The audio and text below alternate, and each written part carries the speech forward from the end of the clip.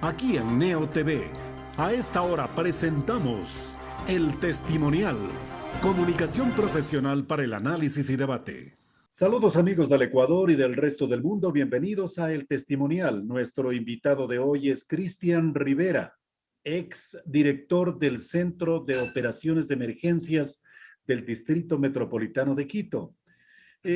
Vamos a empezar en un gratísimo diálogo con un muy buen amigo de tantos años, Cristian, con una expresión quizás muy coloquial. En el interfaz del Twitter de Cristian Rivera reza una frase que dice: en el gran reloj del tiempo existe una sola palabra, ahora. Y ese ahora es el que yo lo traslado para iniciar este grato diálogo contigo, Cristian, para decir que ese ahora no ha existido en términos de asistencia sanitaria en pandemia. Bienvenido, Cristian, y muchas gracias por acompañarnos. Un cordial saludo, mi estimado Wilman, qué grato, qué honor poder conversar contigo, con esa gran audiencia que te sigue a través de las redes sociales, sin lugar a dudas. Este será un aporte, un intercambio de ideas, que es lo importante. Recordemos que ahora está pasando la pandemia, que ahora hay que tomar decisiones y que ahora debemos nosotros no asustarnos, sino prepararnos y entender que ahora nosotros debemos asumir que la vacuna no es la solución a la pandemia y que hay otras acciones, actividades y conceptos que son más efectivas que una vacuna en las actuales condiciones que vive el Ecuador. Pero ese ahora no ha existido, Cristian. ¿Por qué? Ese ahora no ha existido porque no tenemos una conciencia de prevención. Somos un país que responde, y al responder, lo que hacemos es gastar más dinero inclusive y tener un impacto menor en la sociedad. Mientras que si fuéramos una sociedad previsiva, de prevención, prospectiva, de pensar siempre en el peor escenario y prepararnos, posiblemente la inversión sería mínima y tendríamos más impacto social. Entonces, como vemos nosotros, solo estamos respondiendo. Ha pasado un año de la pandemia y poco hemos aprendido. En realidad eso es preocupante. Poco hemos aprendido. Todo el tiempo las autoridades envían mensajes difusos, nada claros, nada transparentes, y eso permite que la ciudadanía entre en esa apatía y empiece a tomar decisiones que contribuyen a que el coronavirus siga creciendo y cobrando valiosas vidas de seres humanos.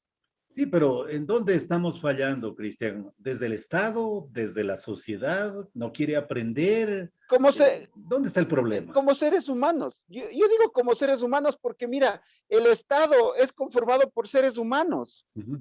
La ciudadanía somos seres humanos. ¿Y qué está sucediendo? No creamos conciencia.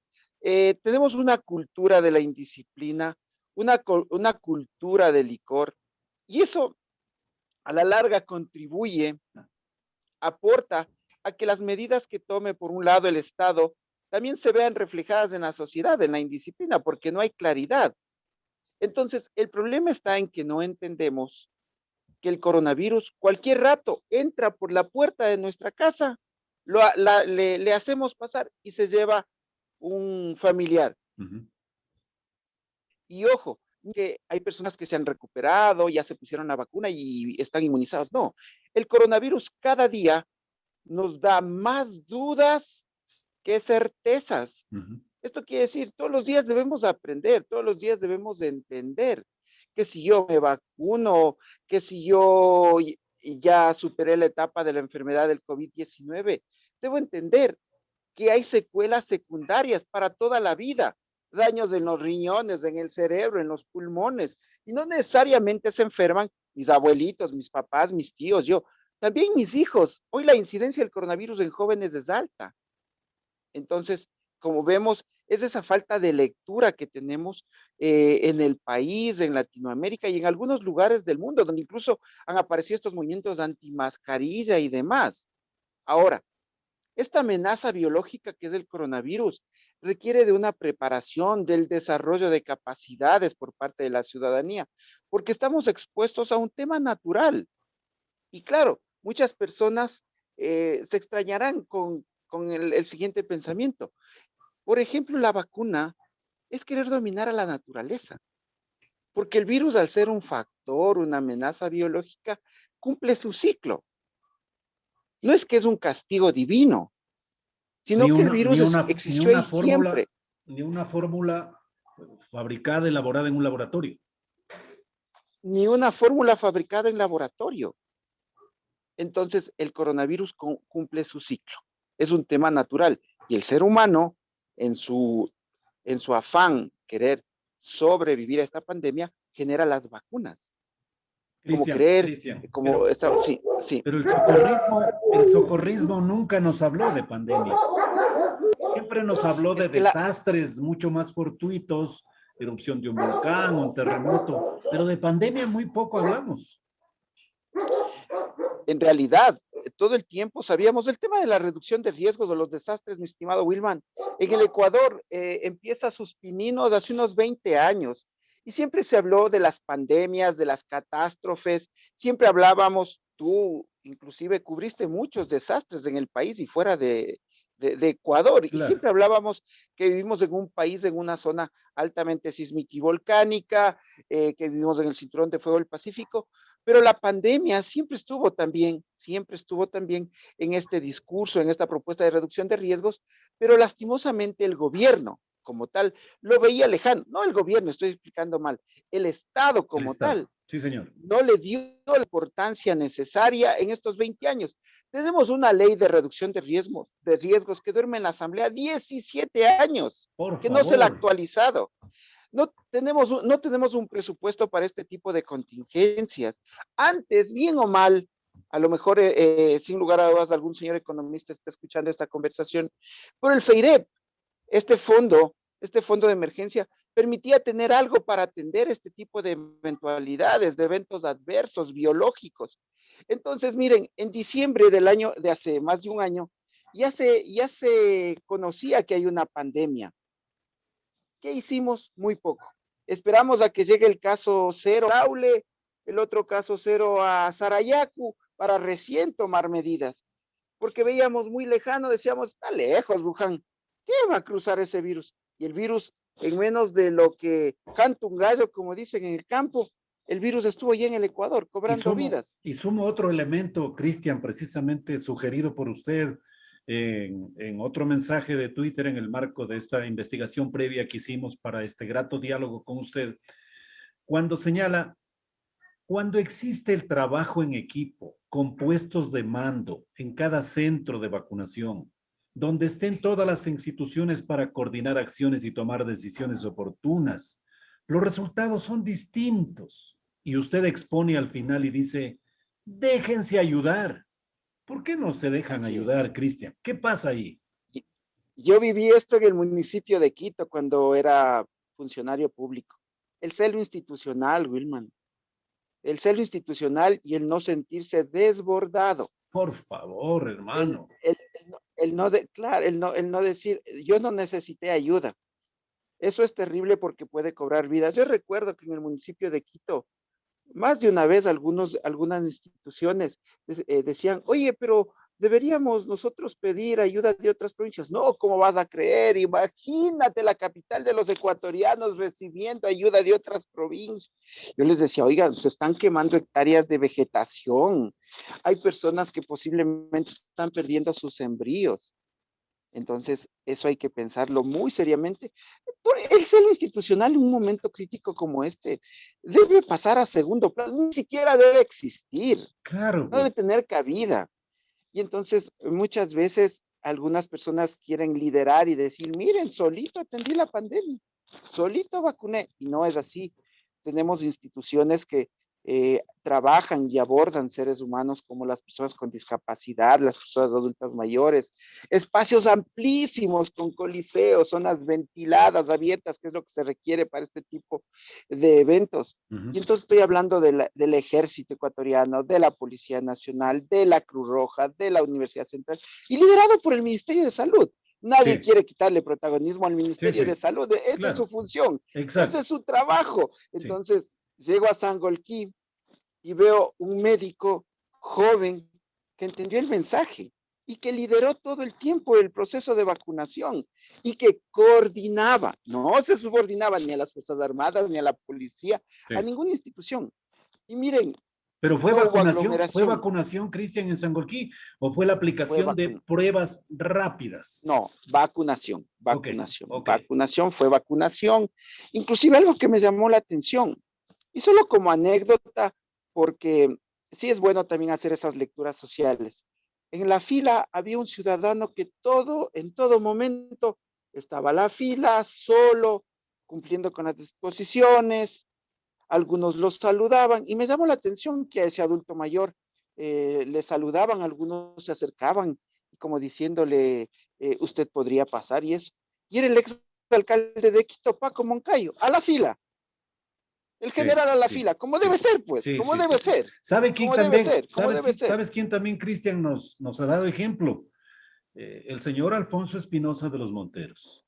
Él Claro, antes, don Alfonso, él en las últimas horas dijo, hice la cola correspondiente, acudí el día que me llamaron, fui a tiempo, me hicieron esperar sin duda alguna, pero fui atendido. Pero en cambio, Cristian, sí raya en la preocupación, en el cuestionamiento, inclusive hasta en el reclamo, de que haya empresarios mediáticos, radiodifusores, para ponerlos de ejemplo, el señor Gonzalo Rosero de Radio Democracia, el señor Diego Kendo de Radiovisión, que todos los días nos hablan de moral y de ética, no obstante, se saltaron la pila, mi querido Cristian, y eso sí hay que decirlo, porque sí, no corresponde, hermano, hablar de ética y de moral cuando exactamente hago yo lo contrario.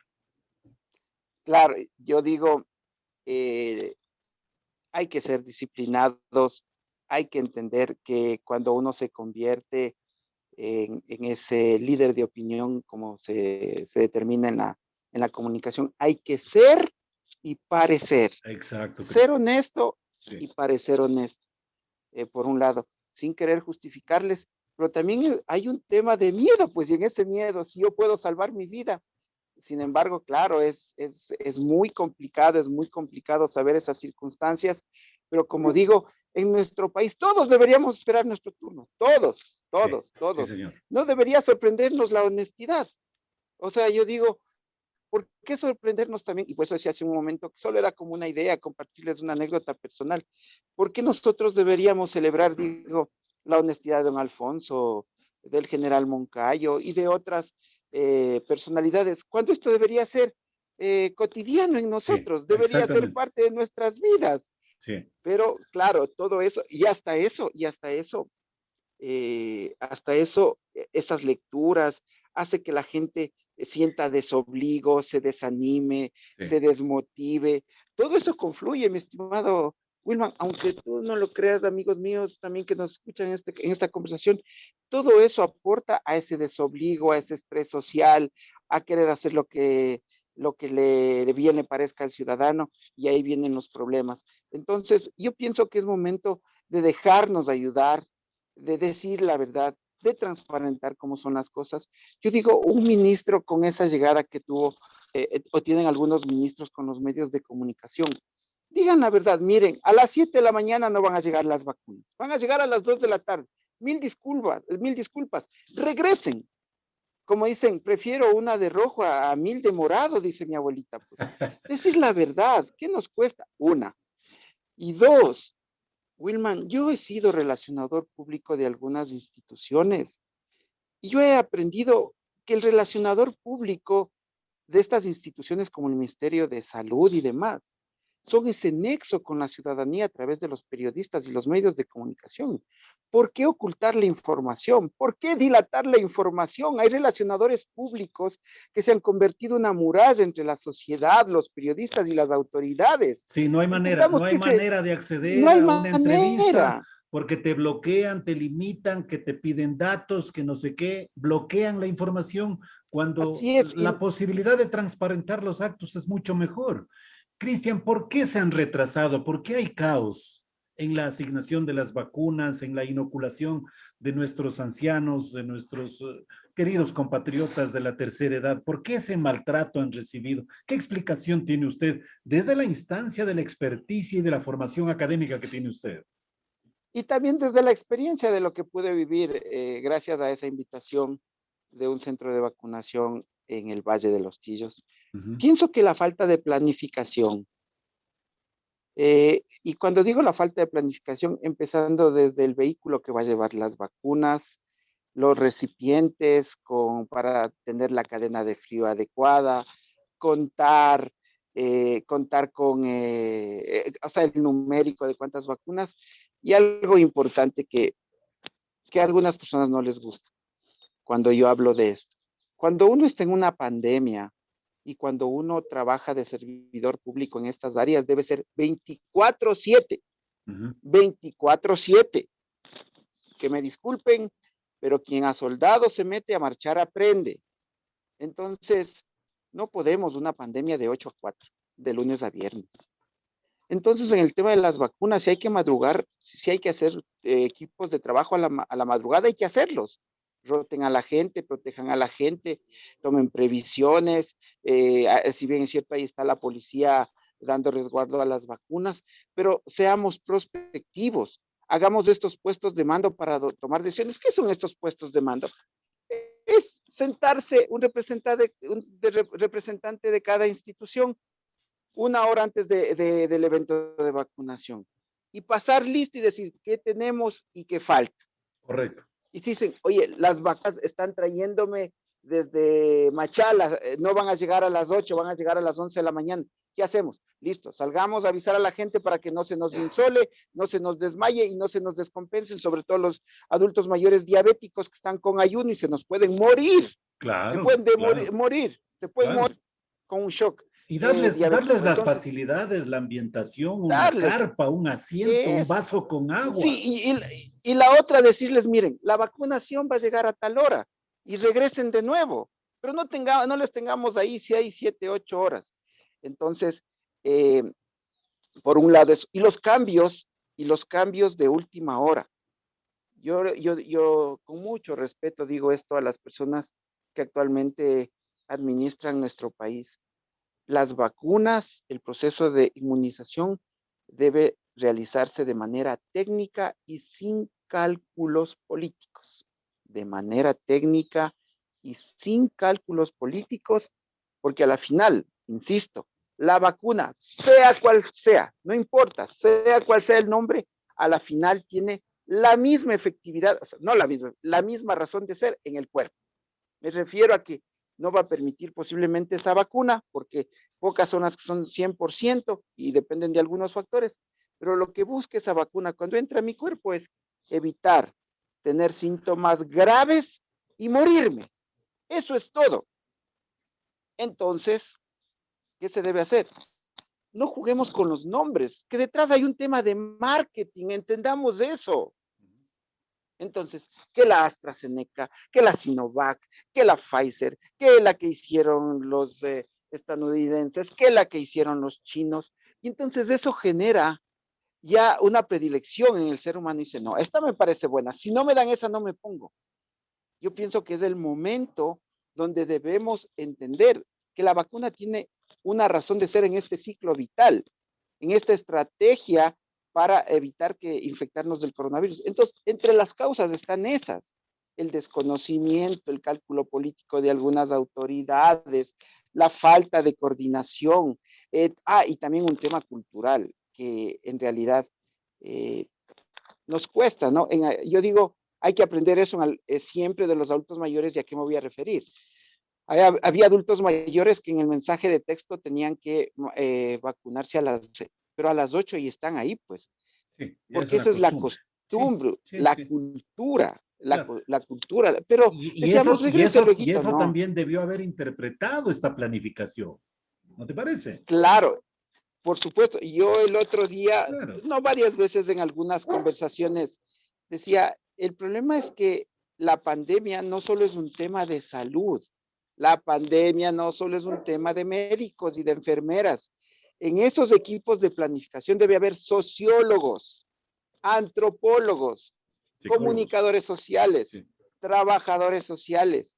Porque caso contrario, solo estamos, como digo, viendo de un solo lado. Salud, salud, medicina, medicina, medicina. Pero hay que ver comportamientos sociales también. Ahora, Y ahí vienen, ese comportamiento social, Cristian, perdona la interrupción, ahora no, no, no, deriva dale. en que la ciudadanía o hay un sector de la ciudadanía que se resiste a recibir las vacunas. Si antes la buscábamos, ahora tienen esos resquemores. Inclusive el propio presidente de la República habló de un 40% de resistencia a vacunarse. ¿Cómo habría que trabajar en ese ámbito, Cristian? ¿Qué haría usted en ese caso? Tener un equipo muy fuerte de comunicadores sociales, de educomunicadores, antropólogos, sociólogos, un administrador de redes, eh, trabajadores sociales en territorio, porque hay algunos adultos mayores como en la ruralidad, que no acceden a las redes, pues no tienen ni servicios básicos. Claro, no hay conectividad. Entonces, y hacer una propuesta mucho más personalizada, entender que la comunicación efectiva, esa comunicación clara y transparente va a permitir que la gente sepa qué hacer. No lo digo yo, lo dice la Organización Mundial de la Salud desde el primer día de la pandemia. El segundo eje primordial y vital en esta pandemia se llama comunicación. Comunicación con dos características: transparencia y claridad. Tomar decisiones en base a informaciones reales y verificadas. Eso dice la Organización Mundial de la Salud. Entonces, si nosotros no aplicamos eso y pensamos ocultar, retardar la información, decir cosas efímeras, subjetivas, epidérmicas, van a ayudar en esta crisis, no es así. Por eso decía, es fundamental que entendamos que esta pandemia no solo es un trabajo de médicos y enfermeras, se deben integrar nuevas personas con otras experticias, con otras profesiones que van a ayudar. Inclusive hay que pensar en la empresa privada, en los empresarios. Al ver ese caos momentáneo al sur de Quito, en la maternidad Luz de Lenaris, Mendi, en el coliseo del colegio Dillon, en Sí. el hospital docente de Calderón, inmediatamente ya se activaron empresarios privados. Miren qué importante, que necesitan. Estamos en capacidad de este momento facilitarles botellas de agua. ¿Qué necesitan? Estamos en capacidad de ayudarles con glucómetros. Los glucómetros es un aparatito para medir el azúcar en la sangre de nuestros adultos mayores. Ok. Otros empresarios, ¿qué necesitan? Estamos en capacidad de ayudarles con protectores faciales. Si ven que no es un tema solo de salud, Sí, debemos integrar sí, a todo mundo. sí. Mientras más sumamos, aportamos de mejor manera a la solución de esta crisis. Oye, Cristian, y también hay las leguleyadas, que es otro problema, que se emite un decreto, la Corte Constitucional dice, ya no más, no podemos declarar en emergencia, estados de excepción suficiente, la legislación no nos faculta. Desde el lado del 911, en cambio, se dice, no ven, nosotros quisimos declarar, pero no podemos. Así que, señores de los GATS locales, tomen ustedes las decisiones y yo me hago el quite, me hago al lado. Entonces, Cristian, el trabajo, como usted señala, es universal, es Ese, es, holístico. esa reflexión es tan oportuna, mi estimado Wilma, y tú como abogado sabes, y eso se cascadea al territorio. Y te voy a dar el ejemplo, tú has dado el macro, ¿no es cierto? Esa falta de exactitud por parte de las autoridades, esos contrapuntos de que mientras la gente está agonizando en los hospitales, las autoridades están aplicando la ley rigurosamente, ¿no es cierto? ¿Saben qué pasa en los GATS? La cascada es el mismo efecto. Ya salió un señor alcalde a decir confinamiento voluntario. Les invito a que hagan confinamiento voluntario. En estas condiciones de la pandemia deben haber decisiones más fuertes y potentes. Claro, La claro. pregunta es, ¿cuántos van a hacer confinamiento voluntario? Ninguno, nadie. Y un indicador de que no hay ese confinamiento voluntario es la parada del transporte público municipal, abarrotados, según Sí. testimonio de algunas personas que están con coronavirus. manifiestan haberse infectado en un bus de transporte público porque iban con las ventanas cerradas y tuvieron que pasar más de 45 minutos por el tráfico y alguien por ahí se bajó la mascarilla por hablar por teléfono y todos esos pequeños detalles contribuyen a que un ser humano se infecte de coronavirus. Entonces, hay que hacer una lectura, como tú decías, integral, transversal. Sí, confinamiento voluntario y las paradas de buses están llenas. O sea, no hay una concordancia. Yo creería que eso hubiera tenido efectividad cuando esas paradas estuvieran vacías, cuando los gobiernos proponen esos confinamientos y de la mano van a abastecer de alimentación, de medicinas, aquellas personas que pueden salir para poder ganarse el pan de todos los días. Hay personas que salen y regresan con $2 en el bolsillo para darles un arroz con huevo a las familias. Entonces, ¿cómo les obligamos a estas personas a hacer un confinamiento voluntario? Es muy difícil. Oye, Cristian, y también otro factor que es que invisibilizamos, ignoramos a gente preparada como tú para que puedan aportar en equipo y en un proceso integrado. Yo te pregunto, Cristian, ¿el Ministerio de Salud te ha hecho una llamada a ti? ¿Por qué tenemos esa actitud los ecuatorianos de no valorarnos a sí mismos? Quizás porque tu dialecto no es gaucho, no es charrúa. Pero tú eres una persona que puedes contribuir, Cristian. Sin embargo, yo dudo mucho que te haya llamado a alguien y te diga, vea, Cristian, usted tiene experticia, venga. Tengo 3 minutos en la entrevista, Cristian, para que me respondas esta última reflexión. Dios le pague por tus bondadosas palabras, mi estimado Wilman, perdón. Te comento que gestores de riesgo en el país hay por decenas, centenas, que tienen el mismo perfil, la misma preparación, inclusive más experiencia que mi persona. Sin embargo, yo he integrado equipos en Quito, en el Servicio Nacional de Riesgos, pero el contrapunto se da y los choques se dan porque yo siempre pienso de una manera técnica y no política. No hago de mi carrera en el servicio público una plataforma, darme un trampolín y luego aparecer de candidato para querer ganar una elección. Eso deslegitima el trabajo de un técnico, porque detrás hubo un cálculo político. Entonces, yo trabajé en el municipio en riesgos, yo trabajé en el Servicio Nacional de Riesgos hace un par de años y tuve que salir porque las autoridades no entienden que este es un tema que supone la diferencia entre la vida y la muerte y que no caben ningún cálculo político. Yo no he recibido ninguna llamada del gobierno ni de ninguna institución. He recibido la llamada y propuesta de trabajo con la comunidad para entregar donaciones, hacer el tema de de pruebas rápidas y demás, más bien del sector privado. Y ojo, como un trabajo altruista y voluntario.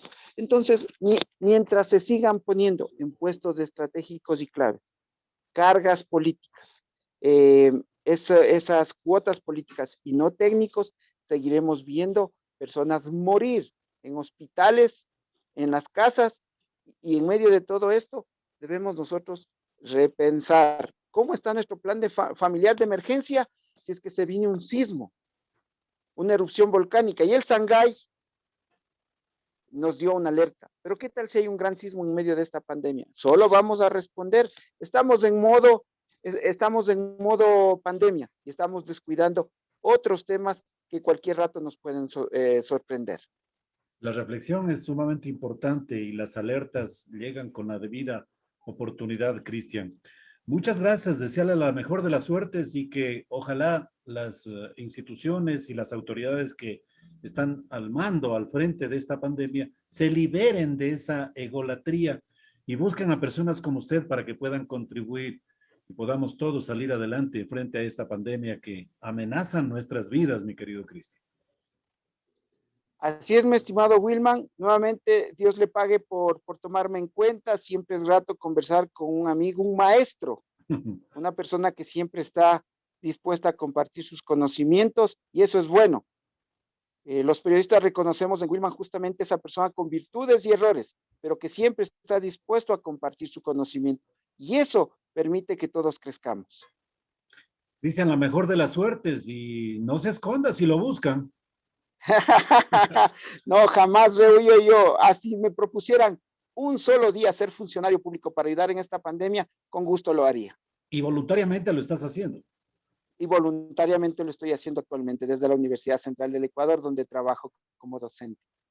Cristian Rivera, académico y exdirector del Centro de Operaciones de Emergencia del Distrito Metropolitano de Quito, en su participación aquí en El Testimonial. Muchas gracias una vez más, mi querido Cristian. Un abrazo. Hemos presentado El Testimonial, transparencia de la verdad. De lunes a viernes desde las 18:30.